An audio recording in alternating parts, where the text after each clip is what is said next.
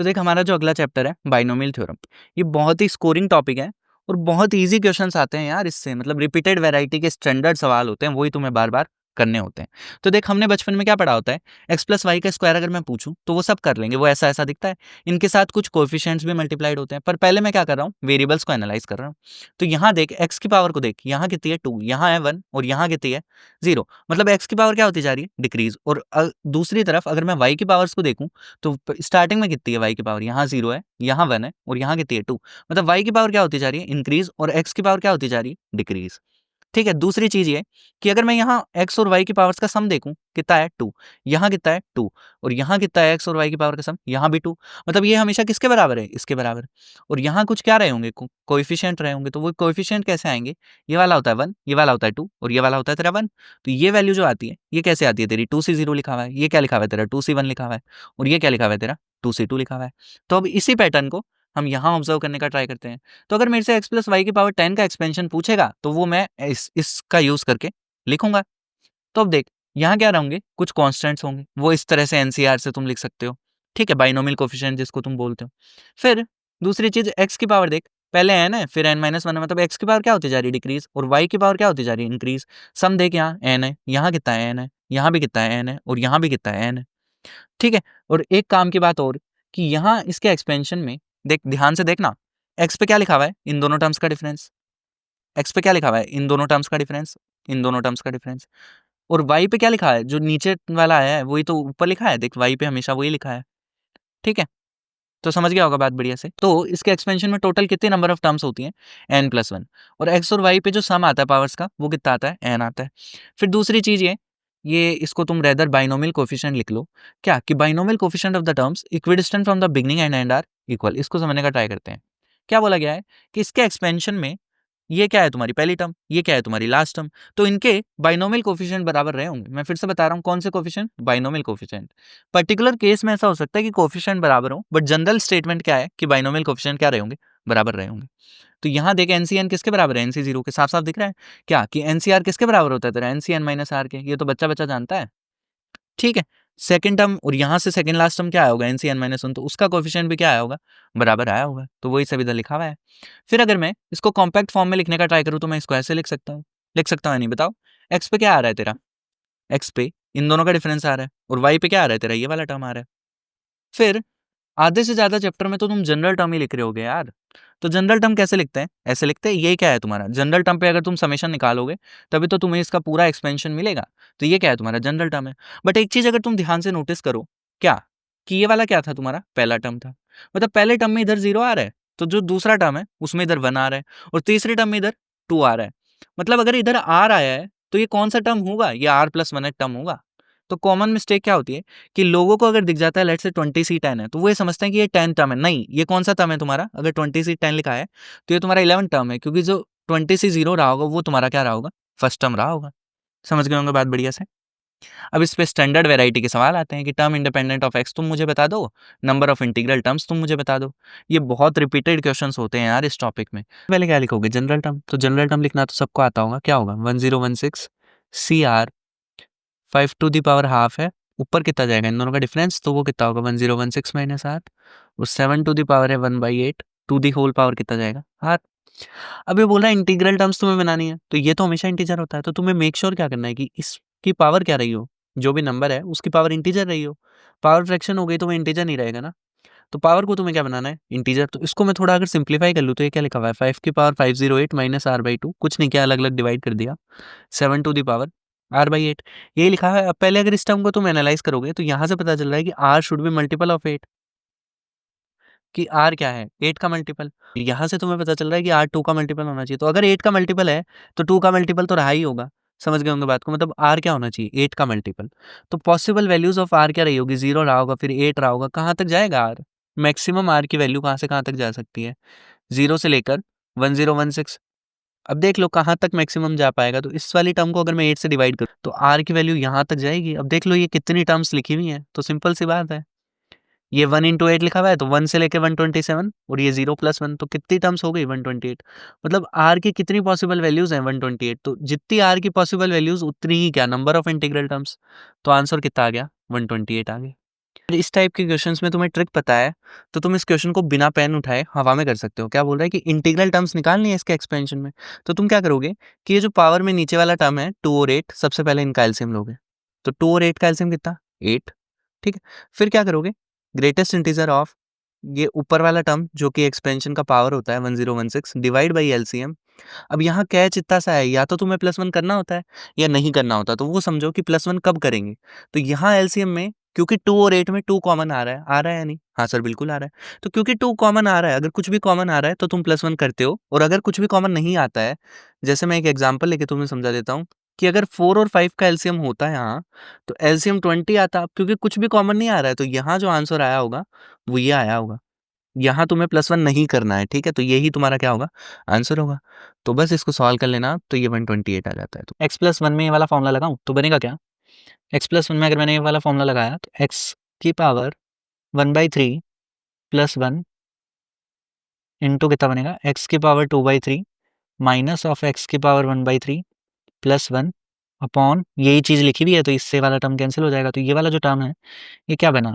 x की power 1/3 plus 1 minus, अब तुम्हें इसको सिंप्लीफाई करना है, तो इसको सिंप्लीफाई करना भी बड़ा आसान है। साफ साफ दिख रहा है कि नीचे से तुम क्या कर लो, रूट एक्स को कॉमन ले लो, और ऊपर जो है वो क्या लिखा हुआ है, ये लिखा हुआ है a square minus b square upon, यहाँ से तुमने क्या ले लेना है, x to the power half को कॉमन ले लेना है, तो ऊपर यहाँ से बचेगा ये। ठीक है, तो बहुत ही आसान सा क्वेश्चन है ये, और देख लो रिपीट भी हुआ है यार। ठीक है, अब अगर तुम्हें चीज़ें नहीं याद है, अब ए क्यूब प्लस बी क्यूब लगाना ही नहीं आता है, तब तो फिर क्या ही करोगे। ठीक है, तो मतलब याद तो होनी चाहिए तुम्हें चीज़ें, बेसिक्स तो आनी चाहिए ना। तो ये कितना बनेगा तुम्हारा यहाँ से, एक्स की पावर 1/3 प्लस 1 माइनस ये तुम्हारा यहाँ से बन जाएगा एक्स की power half minus 1 into x की पावर हाफ प्लस 1, ए स्क्वायर माइनस बी स्क्वायर लगा दिया, एक्स की पावर हाफ एक्स की पावर हाफ माइनस 1।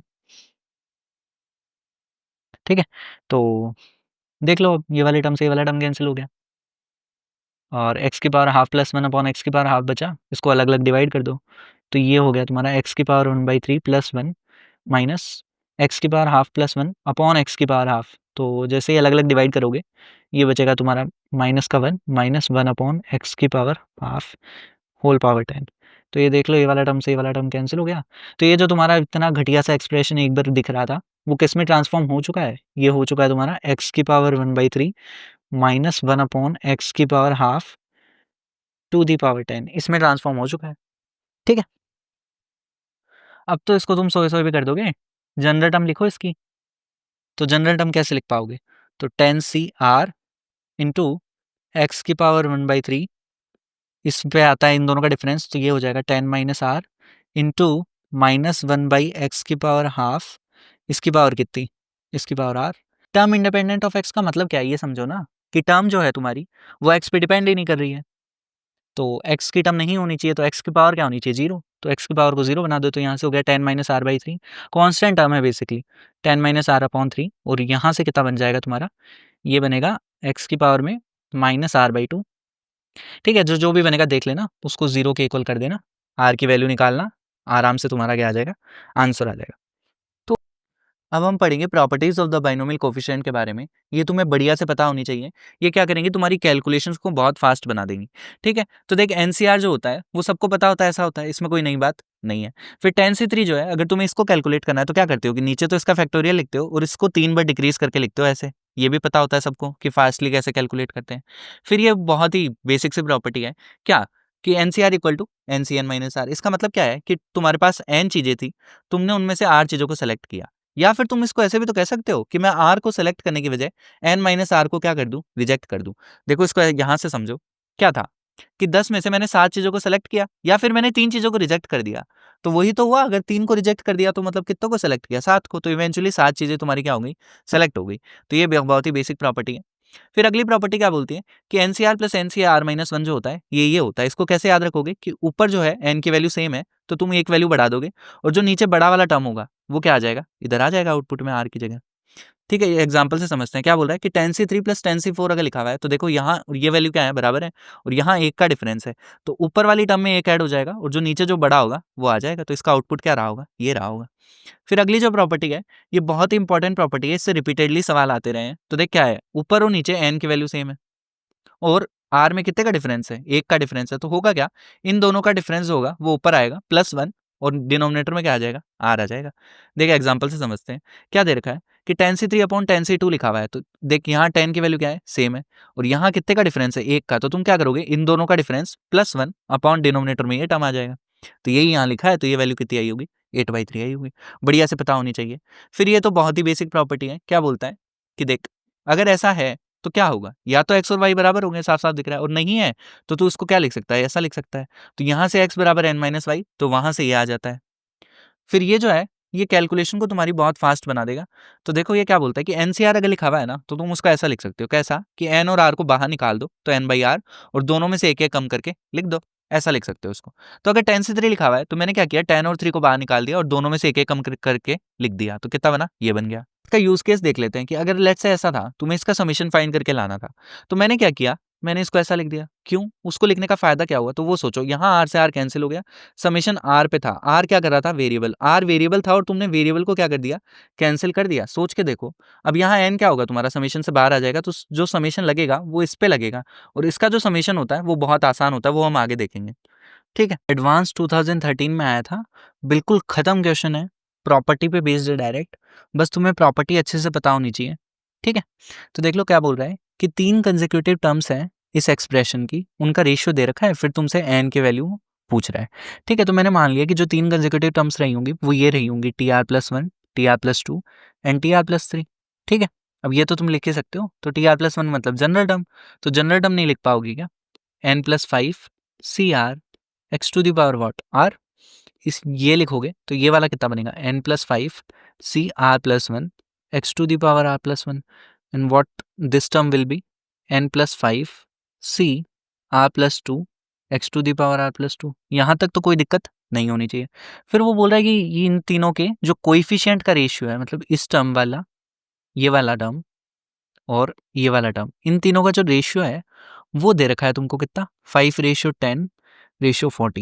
अब मैं क्या कर रहा हूँ, मैं इसको अपॉन इसको लिख रहा हूँ, दिस अपॉन दिस, तो ये कितना बन रहा है तुम्हारा n+5 CR+1। अब मैं ये क्यों कर रहा हूँ ये तुम्हें समझ आ जाएगा अभी, n+5 CR। ठीक है, तो ये कितना होगा, 10/5, दैट विल बी 2। ठीक है, तो अब तो यहाँ तुम्हें अप्लाई करना है, तो देखो ये वाली n की जो वैल्यू है ऊपर और नीचे सेम है, और इन दोनों में ऊपर वाली वैल्यू बड़ी है और केवल 1 का डिफरेंस है, तो तुम क्या करोगे, इन दोनों का डिफरेंस +1, तो that will be n+5 minus of r+1 +1 upon r+1 equal to 2। यहाँ से तुम्हें एक इक्वेशन मिल जाएगी। ठीक है, तो बिल्कुल बेसिक सी मजदूरी है, मजदूरी भी नहीं बोलोगे इसको तो तुम, तो n-r, ये बनेगा तुम्हारा 5, 5+1 will be 6, 6 - 1 that will B 5, right. तो ये बनेगा तुम्हारा 5, 5 ही बनेगा ना, हाँ 5 बन जाएगा, इक्वल्स टू व्हाट, 2r+2। तो यहाँ से तुम्हें एक वैल्यू मिल जाएगी कि n-3r विल बी -3।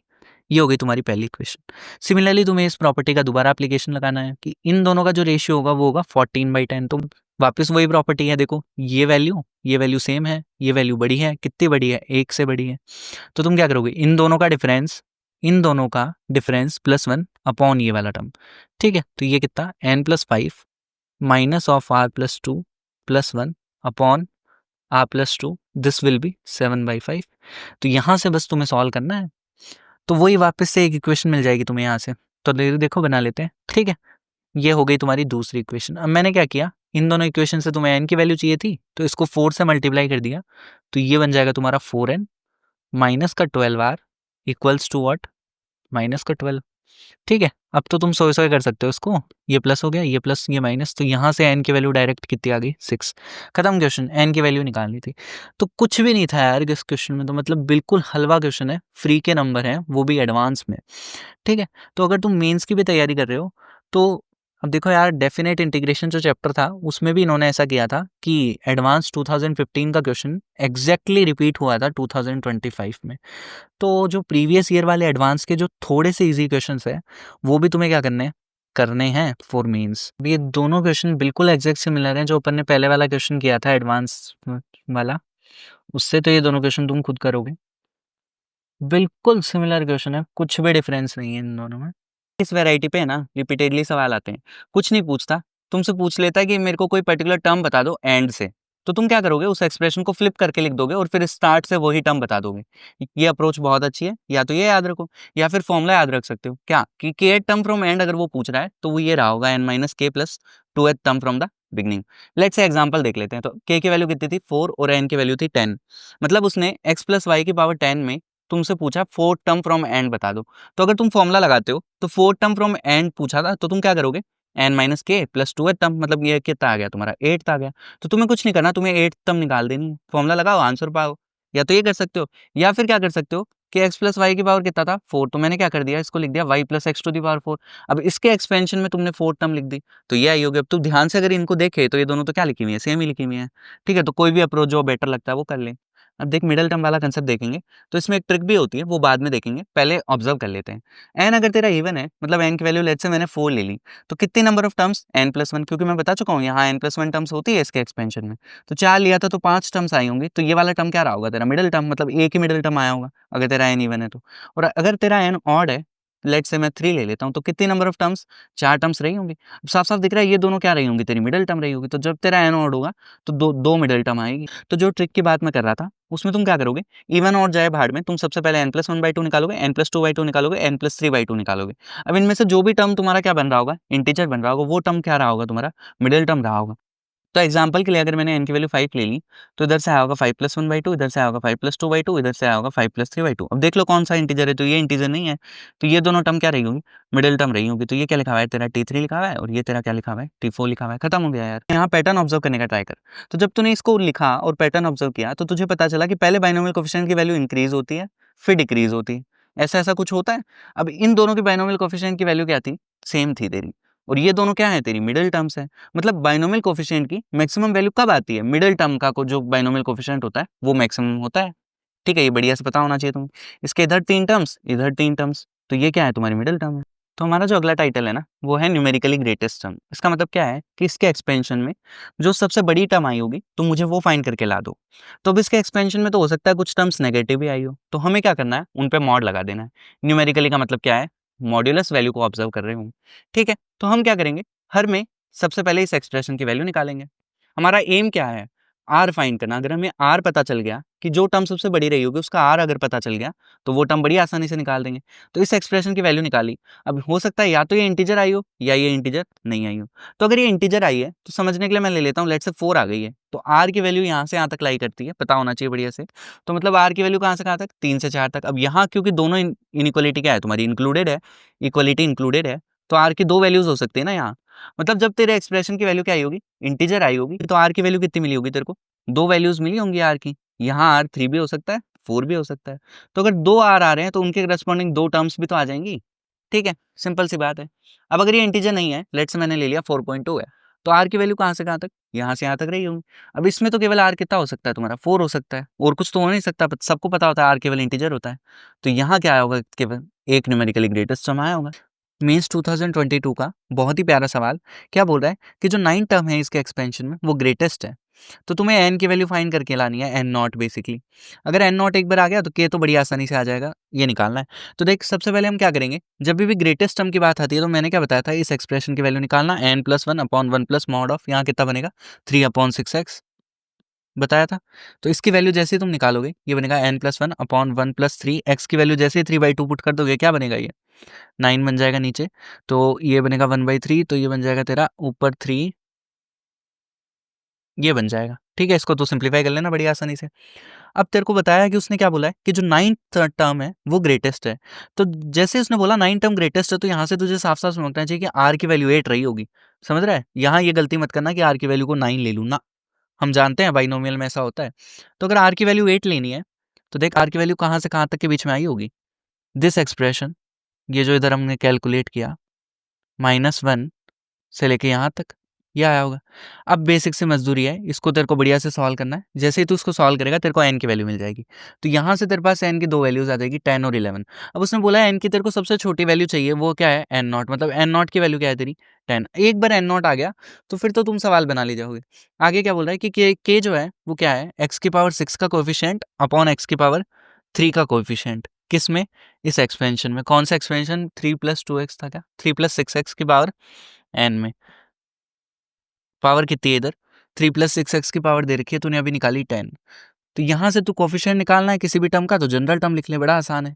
कैसे निकालेगा देख, ये कितना रहा होगा तेरा 10CR, इसकी पावर में डिफरेंस चला जाएगा और 6x की पावर में क्या आ जाएगा, इधर से 6x की पावर में R आ जाएगा। अब तेरे को x की पावर कितना बनाना था, 6, मतलब R को कितना पुट करेगा, 6। तो R को जैसे ही 6 पुट करूंगा तो ये बनेगा 10C6, 3 टू दी पावर 4 और 6 टू दी पावर कितना, 6। सिमिलरली तेरे एक बार R को 3 पुट कर देना तो तेरे पास x की पावर 3 वाला आ जाएगा, वो कितना आएगा 10C3। मजदूरी है यार, अब वो तो तुम्हें खुद ही करनी है, ठीक है। 3 पुट कर देना, यहाँ आ जाएगा 6 टू दी पावर 3। इन दोनों का रेशियो की वैल्यू जो दी गई है वो कितनी दी गई है, 14। तो यहाँ से क्या निकल गया, के निकल गया, के भी आ गया, एन नॉट भी आ गया, सवाल तेरा खत्म। ठीक है, तो बहुत प्यारा सवाल है। तो ये जो दोनों एक्सपेंशन है ये तुम्हें बहुत बढ़िया से याद होने चाहिए, इनका बहुत यूज़ होगा। कहाँ यूज़ होगा, एक तो जो तुम्हें कोएफिशिएंट छांटने वाले एक सवाल होंगे उनमें यूज़ होगा, और जो समेशन ऑफ बाइनोमियल कोएफिशिएंट वाले सवाल आते हैं, समेशन ऑफ सीरीज वाले, उनमें भी इनका क्या होगा, यूज़ होगा। तो देखिए दोनों तेरे को बहुत अच्छे से याद होने चाहिए, कुछ नहीं है, बड़ी इजी सी चीज़ें हैं। NC0 plus NC1x plus NC2x square plus NCnx to the power n। फिर अगर मैंने यहाँ x की जगह माइनस एक्स रिप्लेस कर दिया तो मुझे ये मिल जाएगा। तो जहाँ भी पावर क्या रही होगी x की, ऑड रही होगी, वहाँ क्या आ जाएगा, माइनस साइन आ जाएगा। तो इस वाले एक्सपेंशन में क्या चलेगा तेरा, अल्टरनेट प्लस माइनस चलेगा। फिर ये बहुत इंपॉर्टेंट प्रॉपर्टी है क्या, कि x की पावर r का जो कोएफिशिएंट होता है इसके एक्सपेंशन में वो NCR होता है। तो देख बड़ी आसानी से देख सकता है, x की पावर 1 का कोएफिशिएंट कितना है, NC1, x की पावर 2 का कितना है, NC2। तो x की पावर अगर r रही होगी तो क्या आया होगा, NCR आया होगा, कि जो टर्म नीचे है वही तो क्या आ रहा है तेरा, ऊपर आ रहा है। फिर ये जो प्रॉपर्टीज है तुम्हारी, ये समेशन में तुम यूज कर रहे होंगे, कि जो पहली इक्वेशन थी उसमें मैंने अगर x को 1 पुट कर दिया तो ये मिल जाएगा। तो यहाँ अगर x को 1 पुट कर दूंगा ये बन जाएगा 2 टू द पावर n, मतलब सारे बाइनोमियल कोएफिशिएंट्स का जो सम आया होगा वो क्या आएगा, 2 टू द पावर n आएगा। और अगर मैंने इस सेकंड वाली इक्वेशन में x को 1 पुट कर दिया तो अल्टरनेट अगर बाइनोमियल कोएफिशिएंट लिखे हुए हैं और सारे इंक्लूडेड हैं 0 से n तक, तो उनका सम क्या आएगा, 0 आएगा। सारे इंक्लूड होने चाहिए, ये ध्यान रखना। फिर अगर मैंने इन दोनों को ऐड कर दिया तो क्या मिलेगा देख, ये सारे टर्म्स कैंसिल हो जाएंगे तेरे ऑड वाले, तो केवल इवन वाला बचेगा। तो या तो केवल इवन वाला बचाओ या सारे क्या बचे हो, ऑड वाले बचे हो, तो उनका जो बाइनोमियल कोएफिशिएंट का सम आता है वो ये आता है। उनको तो बड़ी आसानी से डिराइव कर सकता है यहाँ से, ठीक है। इनका काफी अच्छे से यूज हो रहा होगा समेशन वाले सवालों में, तो बढ़िया से पता होने चाहिए। ये बिल्कुल भी इजी क्वेश्चन नहीं है, बहुत अच्छा क्वेश्चन है, ठीक है। तो ये क्या करेगा, तुम्हारा बेस बनाएगा। इस क्वेश्चन को बहुत ही अच्छे से समझना, ठीक है। तो सबसे पहले इसकी अप्रोच अपन समझने की कोशिश करते हैं। तो अगर कोई भी बाइनोमियल एक्सप्रेशंस आपस में मल्टीप्लाई हो रहे हैं और तुम कुछ सिंप्लीफिकेशन परफॉर्म नहीं कर पा रहे हो या कुछ पैटर्न ऑब्जर्व नहीं कर पा रहे हो, तो तुम क्या कर सकते हो कि सबकी सेपरेट तुम क्या करोगे, जनरल टर्म लिखोगे और फिर उन सबको मल्टीप्लाई कर दोगे, तो तुम्हें इस पूरे एक्सप्रेशन की जनरल टर्म मिल जाएगी, ठीक है। तो अब जनरल टर्म लिखने में तो कोई दिक्कत होगी नहीं, हाँ सर बिल्कुल नहीं है। तो इसकी जनरल टर्म लिखो, तो ये कितनी हो जाएगी, PCR into x to the power R, होगी नहीं होगी, हाँ सर बिल्कुल हो जाएगी।